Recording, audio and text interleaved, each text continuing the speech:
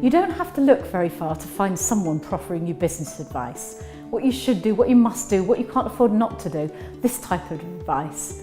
And it can be really confusing, contradictory and even overwhelming. Add to that the advice doesn't always fit well with your own values, your own experiences and beliefs, and it's no wonder that you take no different action to what you're normally doing.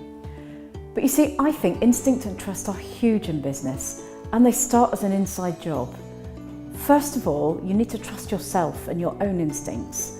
Otherwise, how on earth can you begin to trust anybody else? And secondly, you have to be honest with yourself about what you're prepared to do and what you're not prepared to do. Adopting a should-do, must-do approach to stuff that deep down you know you're never ever going to do is just undermining and really self-sabotaging. If you're not prepared to do something, just don't kid yourself. You deserve better than that. Do you know, I've worked with thousands of business owners and leaders over the last decade, and not surprisingly, I've identified some recurring challenges common to many of my clients. Challenges that have resulted in them not really making the difference or making the money that they wanted to make. But what they did make was a whole load of excuses.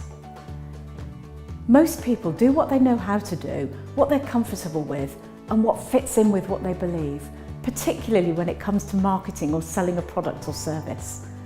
I commonly hear things like, I don't like hard selling, I tried it once, it doesn't work, you know, or I don't want to spam my contacts with loads of stuff.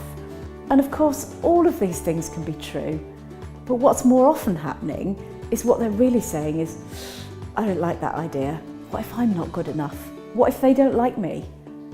And two things usually happen as a result. Firstly, your tribe don't feel connected or loved by you, and therefore they don't see your value, so they don't stick around. And secondly, your target market doesn't really know enough about you or what you can do to help them. Doing business on your terms and doing business your way are two entirely different concepts that get confused really often. The first is about doing what matters to you, your values, what you're prepared to do and what you won't compromise on. And the second is about you knowing best, about limiting your options and maintaining the status quo. Typically, people operating in the second group don't like to be challenged. They know what works and they know what doesn't, and they're quite happy to stick with what they know. While at the same time, they'll complain about their lack of results. Okay, so this is maybe an extreme version. Many of us diss or reject ideas and strategies because they challenge us, because they make us feel vulnerable, or simply because they're out of our comfort zone. We do the same stuff and we get the same results, if we're lucky.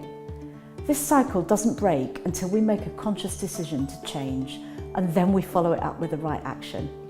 Now, I'm a firm believer in doing business on my terms, but not necessarily my way. Why? Because my way is to some extent limited by what I already know, by what my own version of reality is, and what I currently conceive to be the best. My terms, on the other hand, are unequivocal. This is about what matters to me. This is about my core values, what lines I won't cross, and what risks I'm prepared to take in the business to succeed, and what I'm not. So why is this important? The bottom line is this: if something really matters to you, you'll have a much deeper commitment to it. You're much more likely to put yourself on the line for it, and you're much more likely to ensure that it succeeds. Most importantly, you'll do that scary stuff that you need to do to get the results that you need.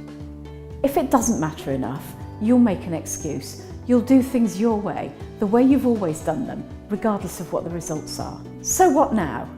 Get clear on your terms if you're not already, and then trust yourself to get out there, to stand out, to be brave enough to break a few rules and do business on your terms.